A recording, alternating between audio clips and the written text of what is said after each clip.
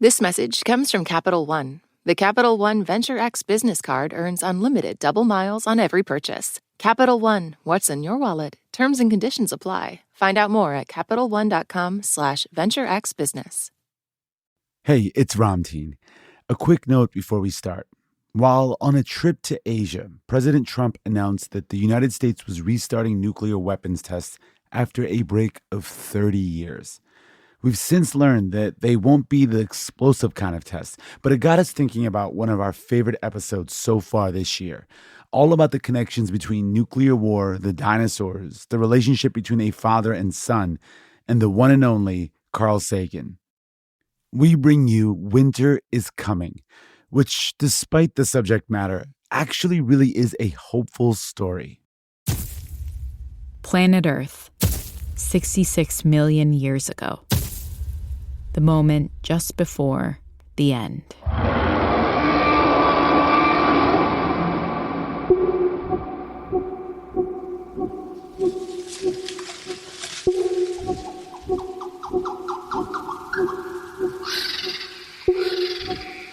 The wind tickles a patch of ferns.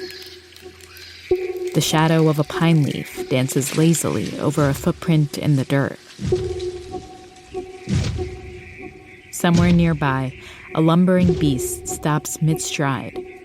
It's a hulking mass of a creature, 3 horns, teeth like shears, and it swings its head down in a low arc, listening.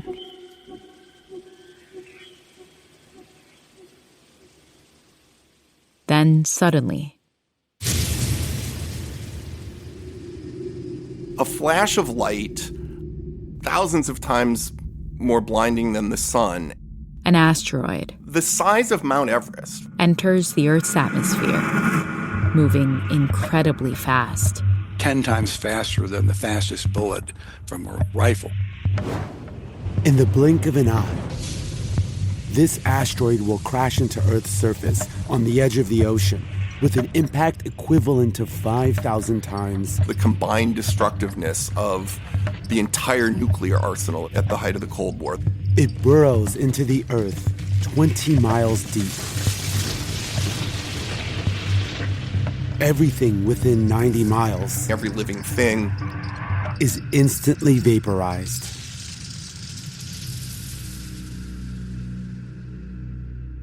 But this is just the beginning of the end.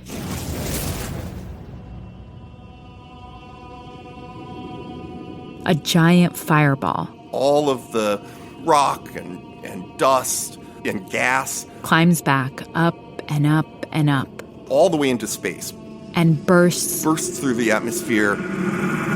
As the earth below shakes violently. Magnitude 12 or 13, rippling the entire crust of the earth.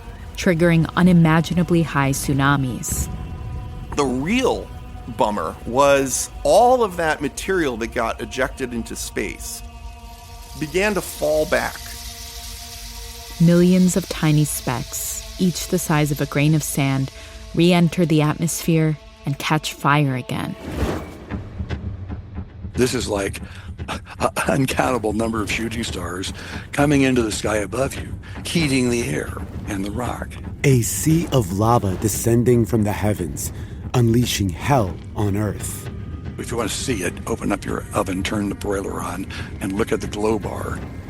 In this case, the whole sky is glowing. There are no shadows, so you're not going to get away from it. Swaths of life, the culmination of millions of years of evolution, wilt under the broiler of asteroid debris.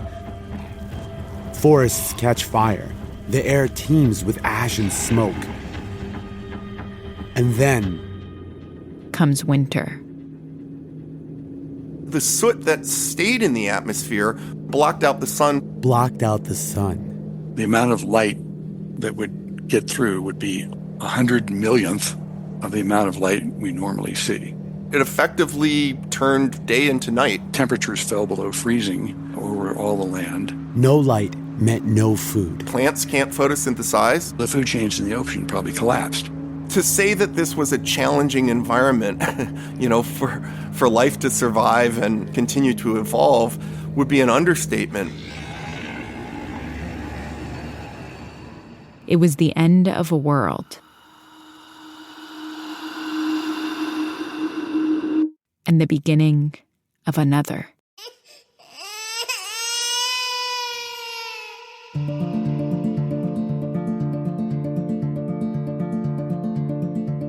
Over the last few years here at Throughline, we've been finding ourselves thinking about the end a lot. What that might look like and feel like. Partly because we live in a world with climate change and nuclear weapons. So we're kind of engineering the asteroid that might destroy us as we speak. And also because a bunch of us have become new parents in that time, asking ourselves, what future will our kids inherit? What do dinosaurs have to do with any of that? Well, it turns out that for most of human history, no one had a clue that dinosaurs had walked to Earth before us, or that they disappeared in a sudden flash. But there was a moment in the not-so-distant past when we learned what caused their extinction. And that discovery may have helped save humans from the same fate. That moment is where we'll be taking you in this episode. I'm Rand Abdel Fattah. And I'm Ramteen Arablouei. You're listening to Throughline from NPR. Today, we're traveling deep inside the Earth's layers, up above the clouds as the first nuclear weapon is dropped, and all the way to the cosmos. Sometimes we can avoid the worst fate that we can imagine. Yes, hello. My name is Janice Beck. I live in Iwakuni, Japan. Throughline is one of the best, if not the best. I wait each week for a new episode, and I'm never disappointed. Keep on doing it, please. Thank you so much. Bye-bye. This message comes from Charles Schwab. When it comes to managing your wealth, Schwab gives you more choices, like full-service wealth management and advice when you need it. You can also invest on your own and trade on Thinkorswim. Visit schwab.com to learn more. Support for this podcast comes from GMC. At GMC, ignorance is the furthest thing from bliss. Bliss is research, testing the testing, until it results in not just one truck, but a whole lineup. The GMC Sierra lineup, featuring the Sierra 1500, the Sierra Heavy Duty, and the all-electric Sierra EV. Because true bliss is removing every shadow from every doubt. GMC, we are professional grade. Visit gmc.com to learn more. This message comes from Jackson. Let's face it, retirement planning can be confusing. At Jackson, we're working to make retirement clear for everyone, starting with you. Our easy-to-understand resources and user-friendly digital tools help simplify your entire experience. You can have confidence in your retirement with clarity from Jackson. Seek the clarity you deserve at jackson.com. Jackson is short for Jackson Financial Incorporated, Jackson National Life Insurance Company, Lansing, Michigan, and Jackson National Life Insurance Company of New York, Purchase, New York. Part 1. 45,000 miles per hour.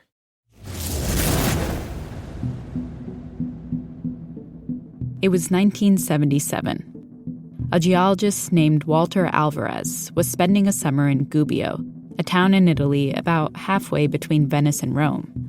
It sits in a valley alongside a mountain, formed by a fault line. And what was once an ancient sea floor became exposed over time, so you can actually see inside the Earth and look at millions of years of the planet's history. So you can think of like a layer cake. This is David Sepkoski. He's a historian of science at the University of Illinois Urbana-Champaign and author of the book Catastrophic Thinking. His dad, Jack Sepkoski, was a prominent paleontologist around this time. The layer cake, going from the top being the most recent layers of the history of life all the way down to the earliest ones. Try to picture it. A swirl of colors, rusty orange, dull brown, chalk white, with fossilized creatures sprinkled throughout. Each layer is a different thickness, and Walter Alvarez was focused on one layer in particular, the KT boundary. The KT boundary had been well studied around the world. It's striking. A very thin layer of clay, much thinner than the others around it, with a distinctive dark, ashy color, kind of like coal. Below the KT boundary is the Cretaceous layer, marking the age of dinosaurs.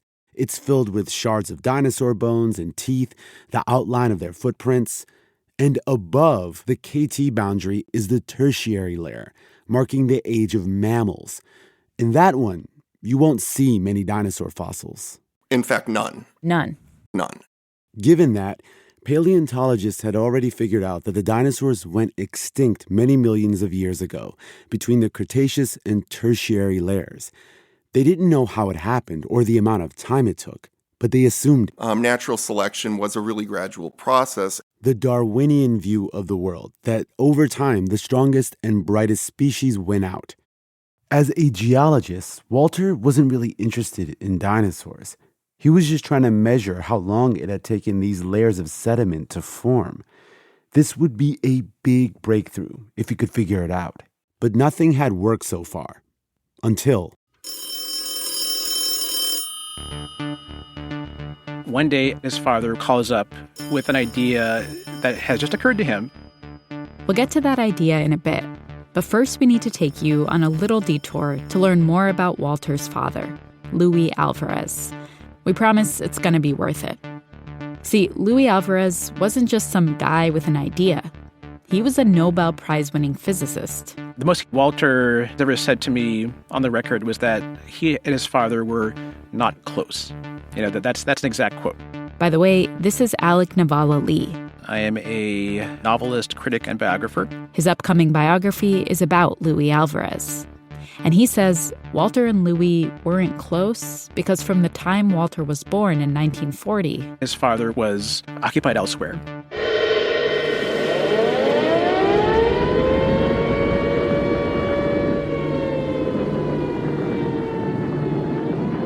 It was the middle of World War II. American scientists were racing to build an atomic bomb before the Germans did. Luis, a young up-and-coming physicist, gets involved and helps the American team figure out the missing link to actually make the bomb detonate. And when the order comes down to use the bomb on Hiroshima, he volunteers to be on the plane. On the observation plane. Following closely behind the Enola Gay as it unleashed, for the first time in history, the power of a nuclear weapon onto a city of 350,000 people. When the bomb goes off, there's a flash of white light that comes from the cockpit. And so at that moment, he knows the bomb has gone off. The entire plane bounds upward when the shockwave from the bomb hits the plane. So they feel it. They feel that shockwave, even from the air. And he can see the mushroom cloud. But when he looks down, he thinks that they've missed. It's so empty that he thinks that they missed entirely. Peering out the plane window at the devastation wrought by a bomb they'd named Little Boy, the gravity of what just happened begins to dawn on Luis. And then his mind turns to his own little boy, Walter, who was 4 years old at this point. Luis pulls out a pen and paper and begins writing him a letter. Dear Walter, this is the first grown-up letter I've ever written to you, and it is really for you to read when you are older. During the last few hours, I've been thinking of you and your mother and our little sister Jean. It was tough to take off on this flight, not knowing whether I would ever see any of you again. It's partially an account of what happened that day, but he's also trying to, get his thoughts together about what it means to use this bomb. A single plane, disguised as a friendly transport, can now wipe out a city. He's trying to, in some ways, justify it to himself. What regrets I have. This is kind of like the paragraph that I come back to a lot. What regrets I have about being a party to killing and maiming thousands of Japanese civilians this morning are tempered with the hope that this terrible weapon we have created may bring the countries of the world together and prevent further wars.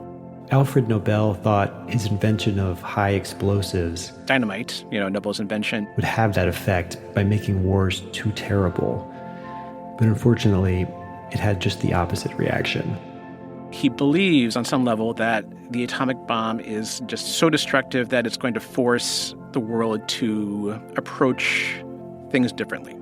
Our new destructive force is so many thousands of times worse that it may realize Nobel's dream. The dream of ending all war. Walter did not read it until much later. Over the next few decades, Louis threw himself into work. He did wild things like search for hidden chambers in the pyramids and investigate the assassination of JFK. Louis had this kind of superpower for finding things others had missed, all using physics, a tool that had brought humans closer than ever to playing God. So we aren't just passively observing nature, we are actively making things happen. Meanwhile, his relationship with his son grew more distant. But eventually, Walter did read that letter. Dear Walter. Okay, detour over. Let's get back to Gubbio.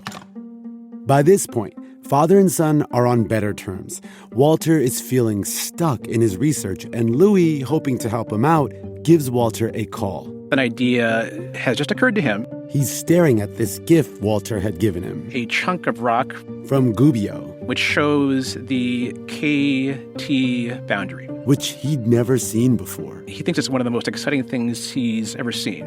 Why is it so thin? What's up with that color? And why did the dinosaur-era fossils just disappear? For Louis, it was a revelation. It's almost an emotional reaction. Keep in mind, the KT boundary visible at Gubbio wasn't a secret. Plenty of geologists and paleontologists had seen it. But Louis had an idea using some tools from his universe. Louis, in his physics work, had developed the ability to measure very trace amounts of rare elements in samples. Rare meaning there's not much of it on Earth. So if you find the same amount of it in a layer in different parts of the world, then we can be pretty sure that they must have gotten formed at the same time. And you can figure out how long that layer took to form. So then the question was, which rare element to choose? They went with one called iridium, which, besides tiny trace elements at the planet's core, doesn't naturally occur on Earth. Where can you find it? It tends to be found more in meteorites and asteroids. What happens is that they find iridium. Like, too much of it. 30 times as much as they are expecting. That's way more than they were expecting, way more than seemed possible even, which makes them think, shoot, we messed up. Figure that maybe there had been contamination in the sample or, some other explanation. They run more tests with samples from different parts of the world. And after a couple of years, in 1980, concluded the only place it could have come from was a very large asteroid. A very large asteroid.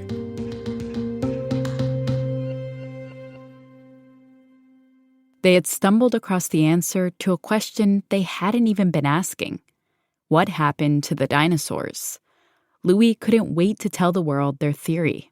And Walter knows better, right? He knows that they're going to be very skeptical. Soon after, in June 1980, they published a paper with their findings. A very long paper in the journal Science. And to sum up a very long paper, they theorized that an asteroid found its way into the Earth's atmosphere, and then, boom, goodbye dinosaurs. Some paleontologists were immediately skeptical.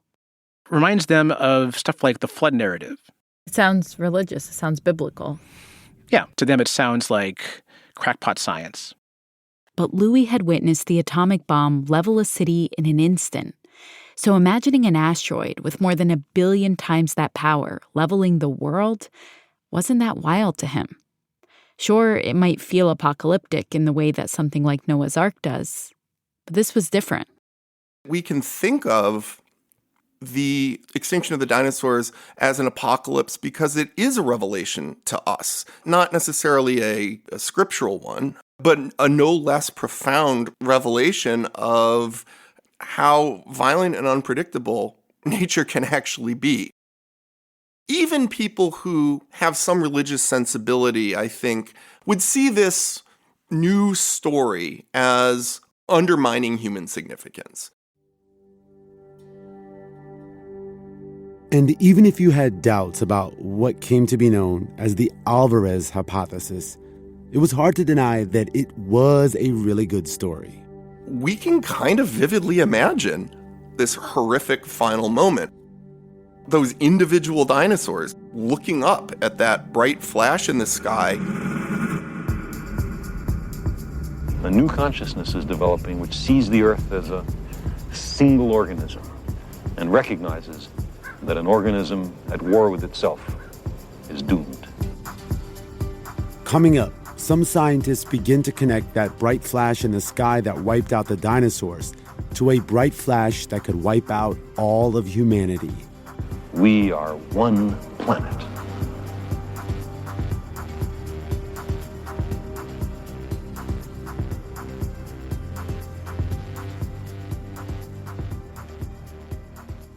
I am Paul Eckloff from Petaluma, California. You're listening to Throughline from NPR. This message comes from REI Co-op. Don't be surprised when you're this season's best gift giver. REI's curated outdoor gear takes the guesswork out of gifting, so you won't be surprised, but they will. Give without guessing. Shop in-store or at rei.com.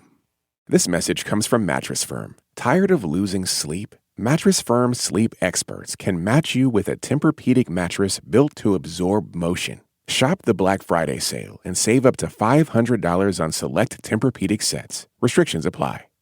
This message comes from Babbel. Babbel's conversation-based language technique teaches you useful words and phrases to get you speaking quickly about the things you actually talk about in the real world, with lessons handcrafted by over 200 language experts and voiced by real native speakers. Start speaking with Babbel today. Get up to 55% off your Babbel subscription right now at babbel.com/NPR. Spelled BABBEL.com/NPR. Rules and restrictions may apply.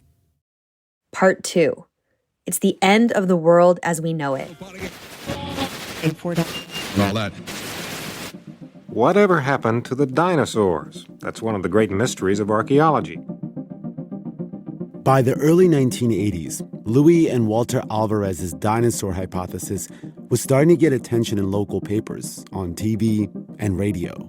Alvarez says that an asteroid crashed into the Earth and wiped out the dinosaurs.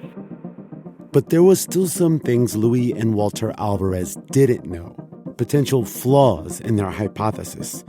For one, where was the crater that this massive asteroid supposedly left behind? And was the environment really inhospitable enough to kill off all the dinosaurs, even the ones way outside the impact zone, on different continents, in different hemispheres? They needed more information, more evidence, and more scientists across disciplines were getting involved. So we knew about the Alvarez discovery before it was published. Enter Brian Toon. At the time, I lived in the San Francisco Bay Area and worked at NASA Ames. We're working on the Earth's atmosphere and climate. Brian had grown up in the shadow of the Cold War. And by the time he was at NASA in the early 80s, there were 70,000 nuclear weapons on the planet.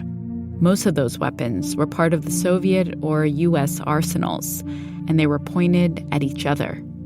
70,000 nuclear weapons. So when he came across the Alvarez hypothesis about a single asteroid strike wiping out the dinosaurs, his mind immediately went to that. Because this asteroid strike, which had the estimated energy of tens of millions of nuclear weapons, would have produced a massive fireball.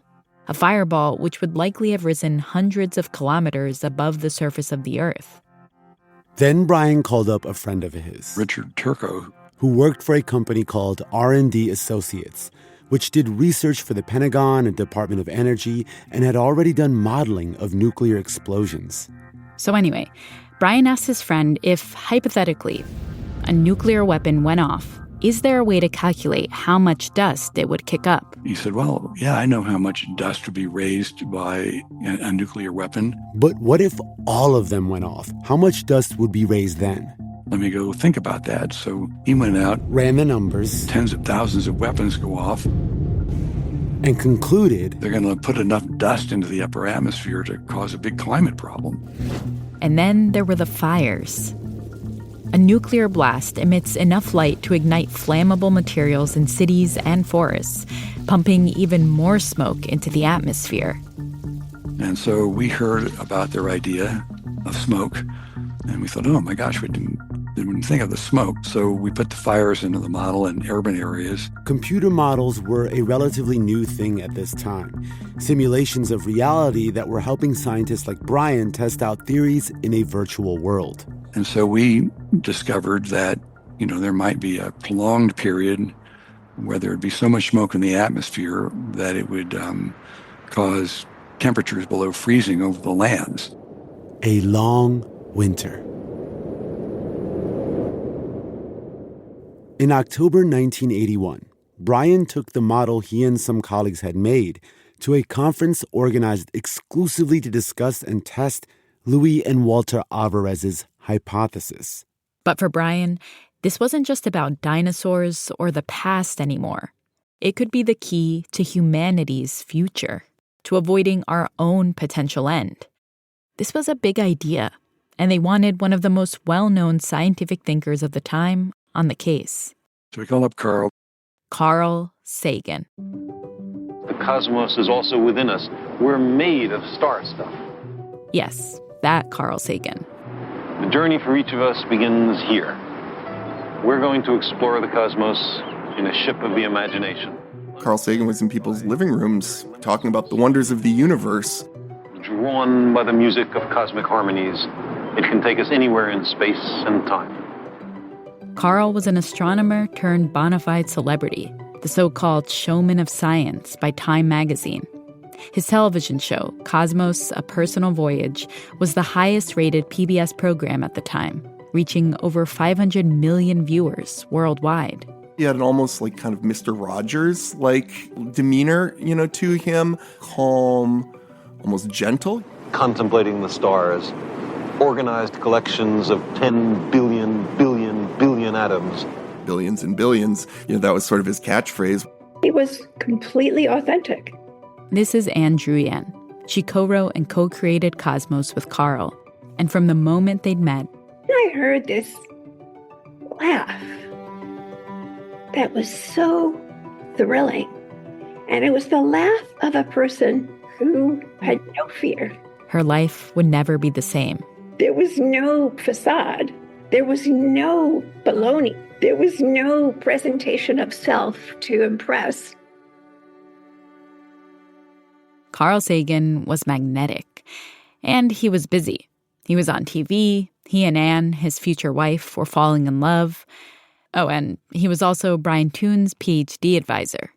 You gave him an idea, he would respond to that idea, and he'd often come back with some related idea that you would have never thought of. A lot of them were not right, but he just threw ideas out right and left. He had this gift for not just kind of simplifying complex science, but making science feel personal and important to an everyday person, right? Why should we care about what happened 14 billion years ago or even hundreds of millions of years ago? It was thinking about why science gives us insight into the big questions that matter about existence. And at that time, there was no bigger question than whether nuclear war between the U.S. and the Soviet Union could end our existence altogether. So when Carl got Brian's call, he eagerly agreed to start working alongside Brian and the other scientists to answer that very question. I'm pretty sure it was named Nuclear Winter in my living room. Nuclear winter. Those two words summed up everything the model showed, but not everyone was so excited about their research. The head of NASA Ames was so mad it looked like steam was coming out of his ears and his face was bright red. Said, I'm going to fire you and everybody in your building if you keep working on this. Why was it seen as being so threatening? He was afraid Ronald Reagan would shut down NASA Ames to stop it. President Ronald Reagan wasn't a fan of any science that called for more government regulation. And he believed that the more nuclear weapons the U.S. had, the less likely the Soviets would be to attack. But Carl talked to the head of NASA Ames and convinced him to let this research continue. For the scientists working on this wasn't about politics. It was about following where the science took them. And some of them, like Brian Toon, thought, we thought if science people came up and said nuclear weapons are going to kill most of the people on the planet, that the major political figures and politicians, the Department of Defense would say, oh my gosh, this is an important thing. We should do something about it. We were just as naive as Louis Alvarez, who thought nuclear weapons would end wars. But Carl knew better. He didn't think a single scientific paper was going to be enough to get people's attention. Carl's pretty much a loose cannon.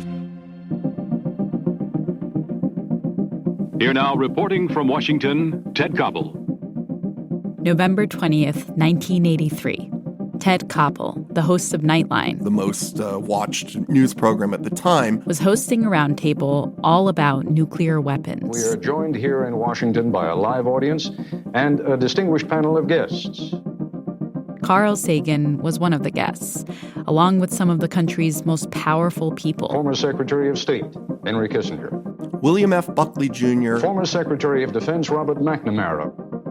Along with Holocaust survivor Elie Wiesel. And former National Security Advisor Brent Snowcroft. So it's like these people are talking, and, many, many millions of people stayed up and stayed tuned for this. Most Americans tuning into this roundtable would have just seen a made-for-TV movie called The Day After, which debuted that night to an audience of 100 million viewers in the U.S. Roger, copy. This is not an exercise. Roger, understand. Major Reinhardt, we have a massive attack against the U.S. net at this time. Over 300 missiles inbound now.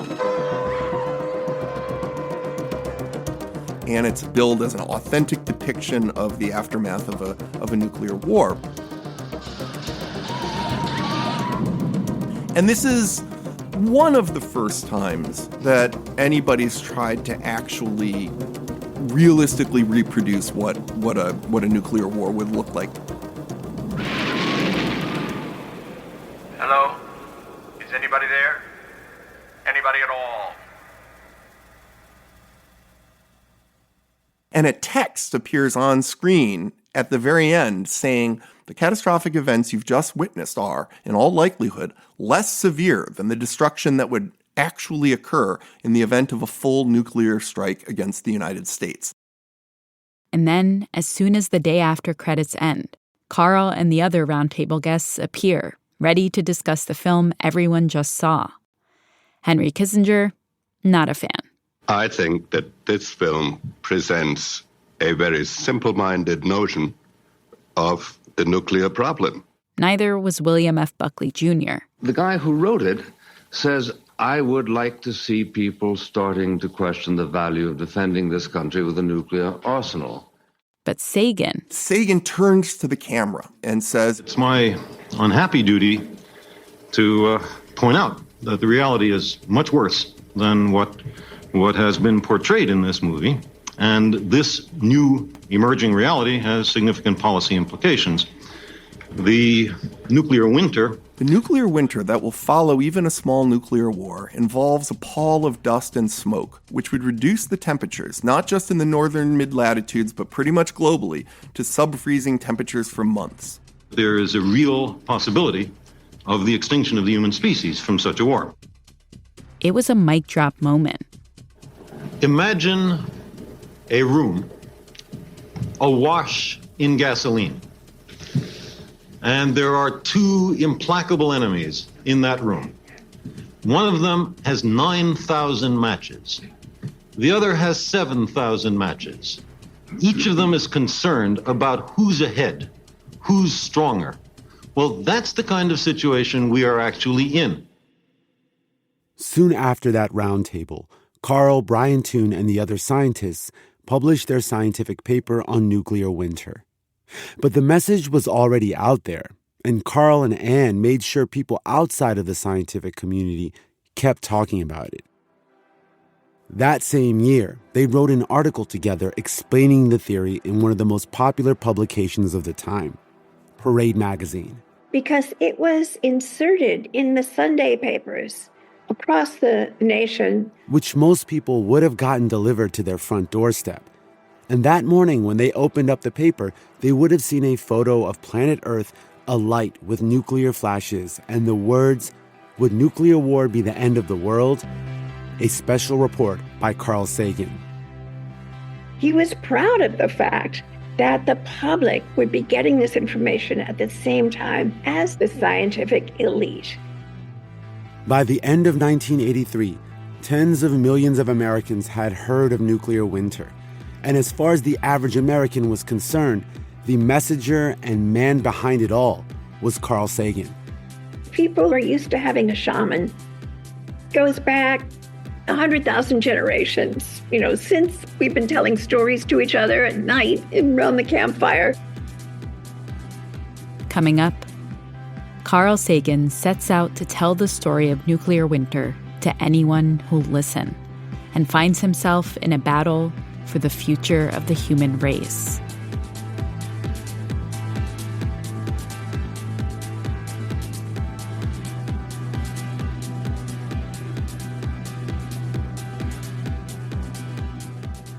My name's Amanda. I'm calling from Portland, Maine, and you're listening to Throughline. This message comes from NPR sponsor Sierra.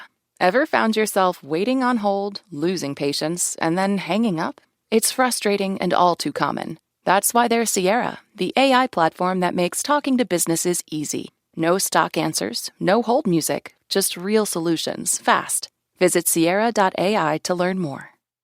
This message comes from Babbel. Babbel's conversation-based language technique teaches you useful words and phrases to get you speaking quickly about the things you actually talk about in the real world, with lessons handcrafted by over 200 language experts and voiced by real native speakers. Start speaking with Babbel today. Get up to 55% off your Babbel subscription right now at babbel.com/NPR. Spelled BABBEL.com/NPR. Rules and restrictions may apply. This message comes from Carvana. Buy a car 100% online at Carvana.com with financing to fit your budget. Enjoy 7 days to return if it's not a fit. Limitations and exclusions may apply. See return policy at Carvana.com. Part 3. The Pale Blue Dot. I remember it vividly. Carl would have a look on his face like he had something really great to tell me. And he said, I've been told that Gorbachev wants to know more about nuclear winter. Mikhail Gorbachev, the leader of the Soviet Union, America's enemy in the Cold War. And not long after, Carl, Anne, and their young daughter found themselves on a plane to Moscow. There was a reception the day before, and Gorbachev was there, and so was our daughter, who was wearing the most adorable outfit, which made people confuse her with the Azerbaijani junior skating champion. The following day, Carl made his way to the Kremlin to meet with the Soviet Central Committee and Gorbachev. A few hours went by, and then he came back from this meeting. Anne could instantly tell it went well. He was completely energized. He started off talking about how the room looked, who was there, but mostly, he was really talking about just how interested they were and how sober they were at this information. The possibility that there could be a nuclear winter was a waking nightmare. It was 1986 when Carl got that invitation to meet with Gorbachev. He'd spent the years since the Parade article on a campaign to warn the world of the existential threat of nuclear war. Going everywhere. Spreading the gospel of nuclear winter. We didn't have anybody to do PR. We didn't have anybody financing this. It was personal. He hosted a TV special. For months, there would be a dark, cold, and deadly nuclear winter, no matter in what season the war might occur. Gave lectures around the country. Anything that involves the future is fundamentally threatened by the danger of nuclear war. Testified before Congress. One response by a senior practitioner was the following. He said, "Look, if you think that the mere prospect of the end of the world is enough to change thinking in Washington and Moscow, you clearly have not spent much time in those places." He even met with the Pope at the Vatican. We were in the Pope's personal apartments briefing him on nuclear winter. Meanwhile, a symphony of media coverage continued to surround the idea. I just felt eager to be on the cutting edge of understanding. What's the world like? Why is it changing? This is Andrew Revkin. He's a longtime science journalist who got his start back in the 80s covering nuclear winter. There were so many things happening in that period between the United States and the Soviet Union.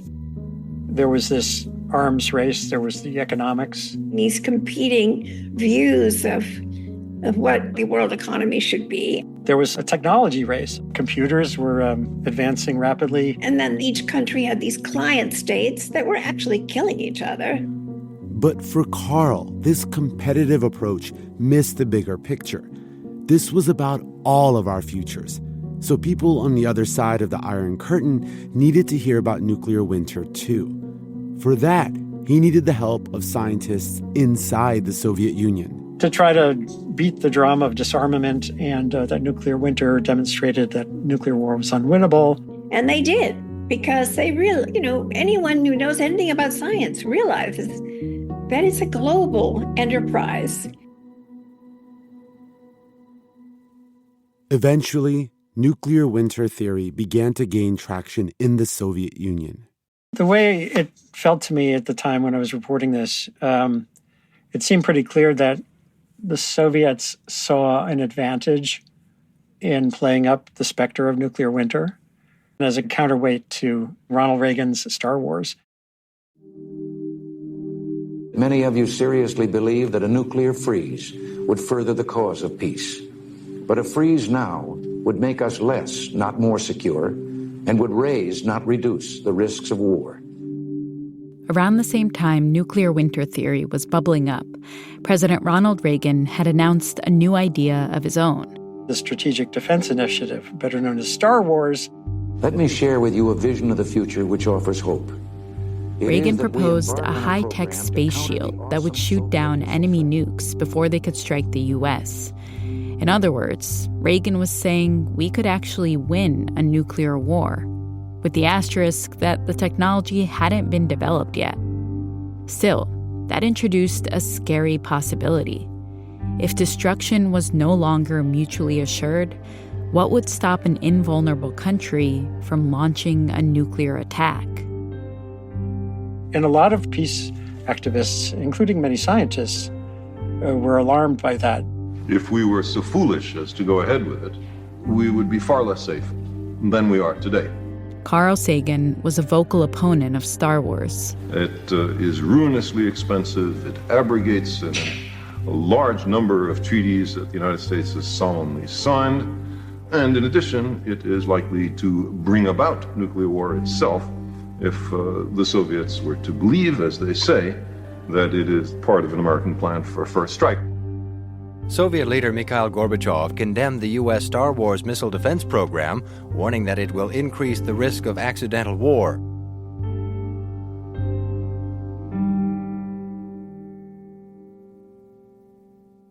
Carl Sagan found himself in the middle of a delicate political chess match, which is how he ended up at the Kremlin explaining nuclear winter theory to Gorbachev. By the way, he and Anne were also invited to the White House 3 times to dine with Reagan. And we said no each time, very politely, but no thank you. Because this was when his administration was committing unspeakable atrocities in Central America. Ronald Reagan was the person who ripped Jimmy Carter's solar panels off the roof of the White House. His contempt for science and reality even. It was just the headline always about him. We just didn't want to be complicit. Anne also acknowledges that while Carl and other scientists working on nuclear winter theory never let politics impact the science itself, when it came to telling the story, they did have a political agenda. The entire human species was living in a hostage drama. And so, yes, we had definite political feelings. We're parents. Yeah. We have children. Is that political or is that biological? I don't know. I think it's biological. It's survival. And although they never met with him, it's clear Reagan was aware of nuclear winter. During one press conference in 1985, he mentioned a volcanic eruption from the 1800s, which had cooled the earth and produced famines. Then Reagan asked, quote, "If one volcano can do that, what are we talking about with the whole nuclear exchange? The nuclear winter that scientists have been talking about." Since the original nuclear winter idea was proposed, several groups have tried to study the problem, and each has come up with a different computer model for the global effects of nuclear war. I learned something about science through that period. New science often leads to more questions, and that was absolutely the case for nuclear winter. I think that some people were worried in the scientific community about overstating the case. David Sepkoski again. Nuclear winter essentially exists in data and models. And models are highly imperfect simulations of how the world works. And this is, I think, part of the reason why some folks did resent Carl Sagan. I think they thought he was a showboat a little bit, you know? He jumped the gun. Scientists are human beings, and they realize they have the capacity to influence world events. The scientists who were involved with Sagan, they all kind of were riding this wave. And journalists like me were riding the wave too. By the mid-1980s, a few scientists had begun rebranding the theory. Nuclear fall, a chill rather than the dramatic bitter cold hypothesized for a nuclear winter. They argued it wouldn't lead to full extinction of the human race, but it would still be really bad. Anybody who needs to know the weather report after a nuclear war in order to be deterred is already crazy. But one scientist, Fred Singer, disagreed and said it could actually bring on a nuclear summer. What they've forgotten is that the smoke cloud also keeps in the heat.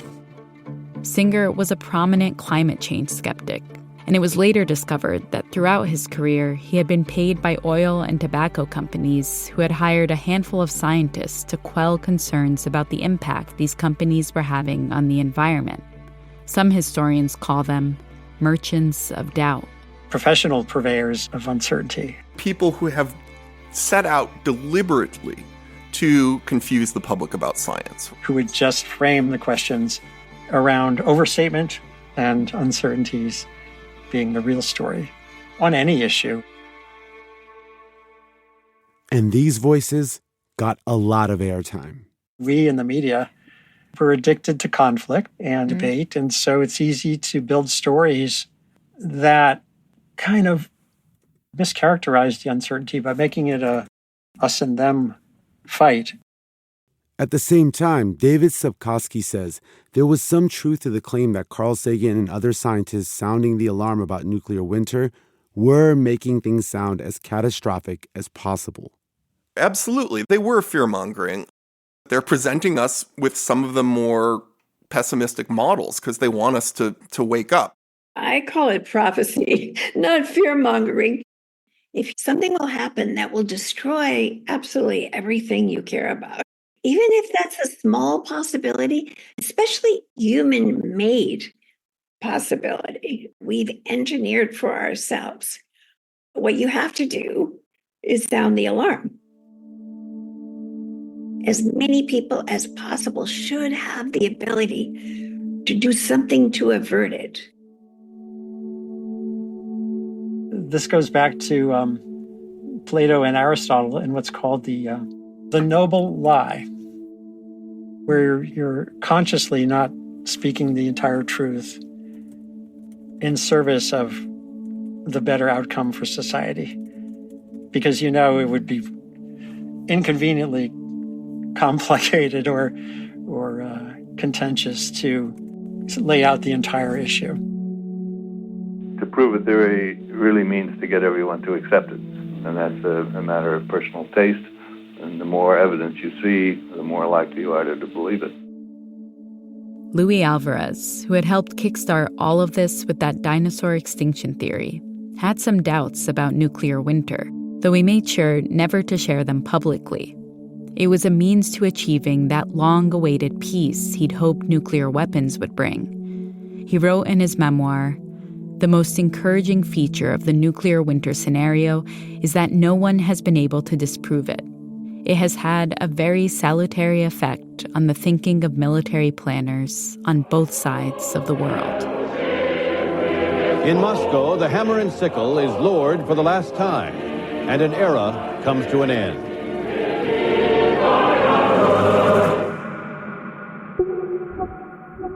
Gorbachev said it best today, just moments before he resigned his post as the last president of the Soviet Union. "If you have to go, you have to go. It's that time," he said. Both Gorbachev and Reagan wrote that the reason that they controlled nuclear weapons was because of this discovery of nuclear winter. And while there were economic and political realities that pushed the Soviet Union towards collapse, I do think that it had a role in the, quote-unquote fall of communism. Luis Alvarez died in 1988. He didn't see the end of the Cold War in 1991 or the discovery of the asteroid crater a year before that, which put to rest most doubts about the dinosaur extinction theory. Soon after the Cold War ended, Anne remembers sitting in the audience of a talk given by the Soviet cosmonaut Alexei Leonov, who was the very first human ever to walk in space. He had also been in the room at the Kremlin several years earlier when Carl Sagan explained nuclear winter to Gorbachev. Alexei Leonov, he began his talk by saying words to the effect of, "There's someone in our audience who we owe more to than any other." And that's Carl Sagan. Because when Carl Sagan came to debrief us on the nuclear winter, after it was over and Dr. Sagan left the room, Gorbachev said to us, "Well, it's over, isn't it?" Carl Sagan died in 1996, with some questions still hanging over exactly how nuclear winter theory would play out in reality. While some more recent models suggest it could be better than he predicted, others show it might actually be even worse.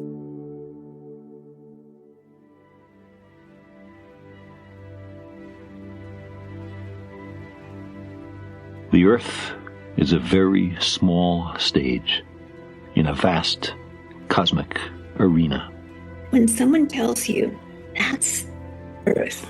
On it, as Carl brilliantly said, everyone you ever loved. Everyone you know. Everyone you ever heard of. Every human being who ever was lived out their lives.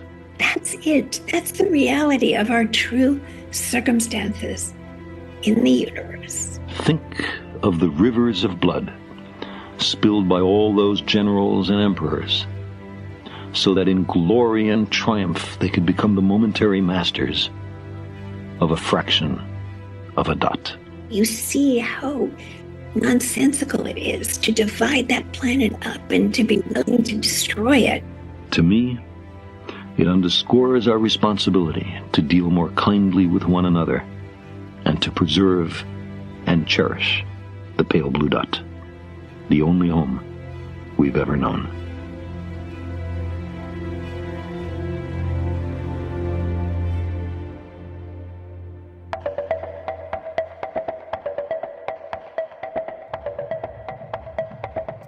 That's it for this week's show.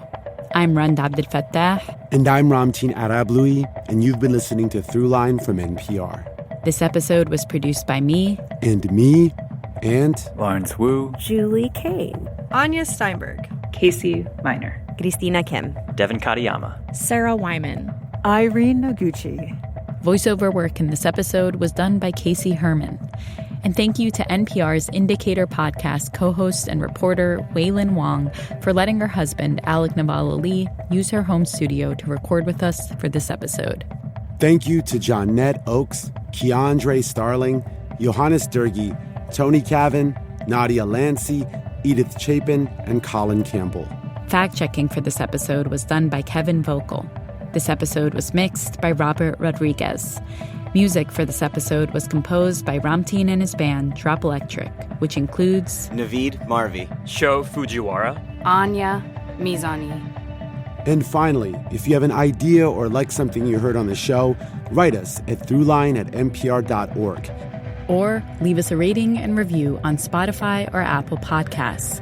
Like this one, Ramteen's going to read you from Amy in Carlsbad, California. Okay, I'm low-key feeling kind of shy about reading this, but here it goes. Your show blows my mind every episode.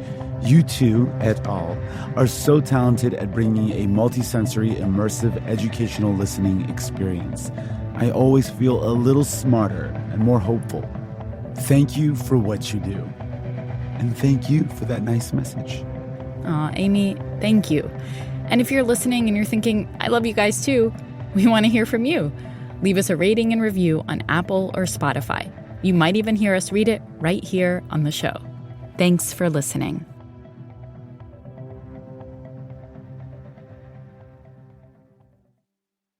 This message comes from REI Co-op. Don't be surprised when you're this season's best gift giver. REI's curated outdoor gear takes the guesswork out of gifting, so you won't be surprised, but they will. Give without guessing. Shop in-store or at rei.com.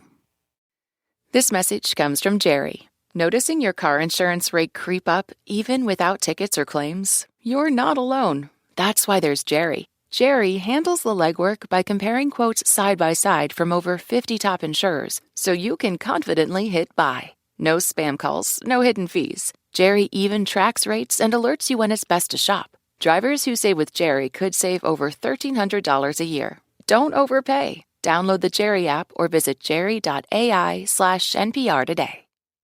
This message comes from Mint Mobile. Starting at $15 a month, make the switch at mintmobile.com/switch. $45 upfront payment for 3 months. 5 gigabyte plan equivalent to $15 a month. Taxes and fees extra. First 3 months only. See terms.